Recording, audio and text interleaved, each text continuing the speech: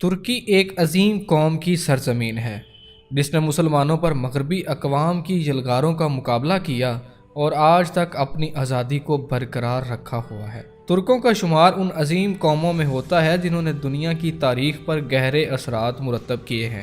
ترکوں نے مشرق میں دیواریں چین سے لے کر مغرب میں اسکیا تک حکومت کی، شمال میں کرینیا سے لے کر جنوب میں حجاز تک حکومت کی۔ ان علاقوں میں ترک نسل آج بھی آباد ہے۔ سلطنت عثمانیہ دنیا کی تاریخ کی ایک مضبوط اور طویل المدت سلطنت تھی۔ سلطنت عثمانیہ ایک بہت بڑی اسلامی طاقت اور سپر پاور تھی جس نے مشرق وسطیٰ، مشرقی یورپ اور شمالی افریقہ کے بڑے علاقوں پر 600 سال سے زیادہ حکومت کی۔ اناطولیہ میں ترک قبائل کے ایک رہنما عثمان اول نے 1299 کے آس پاس سلطنت عثمانیہ کی بنیاد رکھی۔ عثمانی ترکوں نے باضابطہ طور پر اپنی حکومت قائم کی، جنہوں نے عثمان اول، اورہان، مراد اول اور بازید اول کی سربراہی میں اپنا علاقہ بڑھایا۔ 1453 میں سلطان محمد دوم نے بازنطینی سلطنت کے دارالحکومت قسطنطینیہ پر قبضہ کر لیا۔ اس وقت آپ ترکوں کی قیادت کر رہے تھے۔ اس کے بعد سے آج تک ان کا نام سلطان محمد فاتح کے نام سے جانا جاتا ہے۔ اس طرح بازنطینی سلطنت کا 1000 سالہ دور ختم ہو گیا۔ قسطنطنیہ کی فتح نہ صرف مسلمانوں کی تاریخ بلکہ تاریخ عالم کے اہم ترین واقعات میں سے ہے۔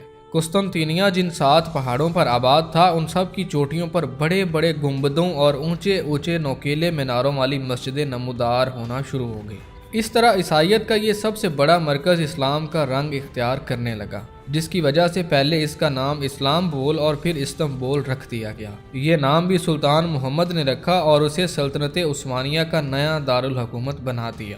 وقت گزرنے کے ساتھ ساتھ استنبول میں تعلیمی ادارے، مدارس اور کتب خانے بن گئے۔ استنبول تجارت اور ثقافت کا ایک بین الاقوامی مرکز بن گیا۔ 24 جولائی 1923 میں سوئٹزرلینڈ کے شہر لوزان میں ایک تاریخی معاہدہ ہوا، جس کے نتیجے میں ترکی میں جمہوریت قائم ہو گئی۔ اس معاہدے کو 100 سال کے لیے ترکی میں نافذ کر دیا گیا۔ اس معاہدہ لوزان میں یہ طے پایا کہ ترکی اپنی سرزمین سے تیل نکالنے کی بجائے تیل خریدے گا، باسفورس سے گزرنے والے جہازوں سے ٹیکس وصول نہیں کر سکے گا۔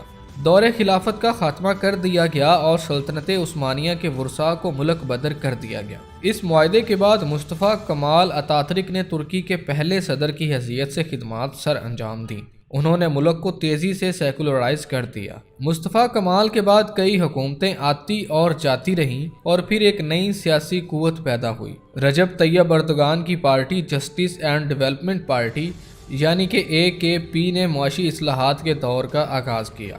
انہوں نے ترکی کی یورپی یونین میں داخلی اور سیاسی منظرنامے میں فوج کی مداخلت کو کم کیا۔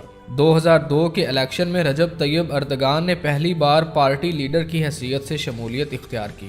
ان کی پارٹی نے 34.3% کی شرح سے الیکشن کو جیت لیا۔ 2007 میں جب طیب اردوغان صدارتی الیکشن کے لیے نامزد ہوئے تو ملک میں جگہ جگہ مظاہرے ہونے لگے، احتجاج ریکارڈ ہونے لگے اور انہوں نے اپنی کرسی عبداللہ گل کے حوالے کر دی۔ 2011 میں ان کی پارٹی 337 سیٹوں سے جیتی اور تقریباً 50% کی شرح سے کامیابی حاصل کی۔ طیب اردوغان کو لگاتار تیسری مرتبہ ترکی کے وزیر اعظم بننے کا اعزاز حاصل ہو چکا ہے۔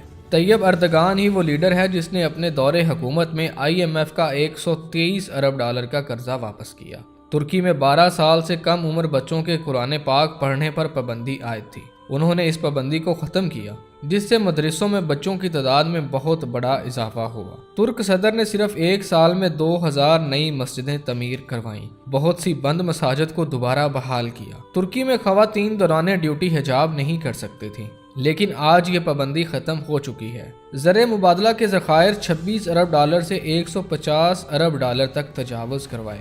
ملک میں 26 نئے ایئرپورٹ تعمیر کروائے۔ دنیا میں صاف ساحلوں کا اعزاز پچھلے کئی سالوں سے ترکی کو حاصل ہو رہا ہے۔ طیب اردوغان کے دور حکومت میں پانی، بجلی اور گیس کی لوڈ شیڈنگ کو ختم کیا گیا۔ ترکش ایئر لائن کو یورپ کی پہلی اور دنیا کی 7ویں بڑی ایئر لائن کا درجہ حاصل ہے۔ سال 2023 کا ساری دنیا کو بے چینی سے انتظار ہے، کیونکہ 2023 میں ترکی کا 100 سالہ معاہدہ، جسے معاہدہ لوزان کہا جاتا ہے، وہ ختم ہو رہا ہے۔ اس معاہدے نے ترکی پر بہت سی پابندیاں عائد کر رکھی ہیں۔ اس معاہدے کے خاتمے سے ترکی ایک عالمی طاقت کے طور پر ابھر سکتا ہے، جس کی وجہ سے امریکہ اور مسلمانوں کے دشمن ممالک میں افراتفری کا عالم ہے، क्योंकि उनको डर है कि कहीं मुसलमान इकट्ठे होकर पूरी दुनिया पर गालिब ना हो जाएं। इस वजह से अमेरिका तुर्की को तरह तरह से धमका रहा है। वो तुर्की को 2023 से पहले ही कमज़ोर बनाने की कोशिश में है। लेकिन तुर्की का सदर रजब अर्दगान एक सच्चा पक्का मुसलमान है जो तुर्की के लिए नुमायां काम कर रहा है। तैयब अर्दगान यहूदो निसारा की धमकियों के आगे अपने मौक़िफ़ पर डटा हुआ है। दुश्मन ममालिक तुर्की के हालात ख़राब करने की मुसलसल कोशिश में हैं। 2023 के बाद बहुत अहम तब्दीलियां होने वाली हैं जिसकी तैयारी तुर्की ने पहले से कर रखी है। साल 2023 के बाद पूरी दुनिया में इनकलाब बर्पा होने वाला है। तुर्की रूस से दिफाही निज़ाम S-400 ख़रीद रहा है। इस निज़ाम के नफाज से तुर्की की हदूद में कोई परिंदा भी तुर्की की इजाज़त के बगैर पर नहीं मार सकेगा, जिसे अमेरिका नाकाम बनाने की कोशिश में लगा हुआ है। अमेरिका की इन कोशिशों का तैयब अर्दगान मुंह तोड़ जवाब दे रहा है। तुर्की के सदर तैयब अर्दगान ने कहा है कि साल 2023 के बाद तुर्की पहले जैसा बीमार मुल्क नहीं रहेगा, बल्कि ये एक आलमी ताकत बनकर दुनिया की सरजमीन पर उभरेगा। मुआशी हालात बहुत अच्छे हो जाएंगे। तुर्की का पुराना ख्वाब पूरा होने जा रहा है। तुर्की बासफोरस से गुजरने वाले बहरी जहाज़ों से टैक्स वसूल करेगा, अपने खोए हुए इलाके पाने के लिए अपनी जान लगा देगा। सल्तनत उस्मानिया के सुल्तान तुर्की वापस आ सकेंगे, मुल्क में अपना तेल निकालेगा और दूसरे मुल्कों को बरामद करेगा, इस्लाम के नफाज और खिलाफत को बहाल कर सकेगा, सेकुलर सिस्टम का खात्मा हो जाएगा। तुर्की अपनी सरजमीन से पेट्रोल निकालेगा, एक नई नहर खोदेगा जो नहरुल अस्वद और मरमरा को बाहम मिला देगी। तुर्की के सदर और तुर्की की आवाम को 2023 का बेताबी से इंतज़ार है। तो नाजरीन, हम उम्मीद करते हैं कि आपको हिस्टोपीडिया की ये वीडियो पसंद आई होगी। ऐसी मज़ीद वीडियोस देखने के लिए हमारे चैनल को सब्सक्राइब कर लें और वीडियोस को लाइक शेयर करके हमारी हौसला अफजाई ज़रूर करें।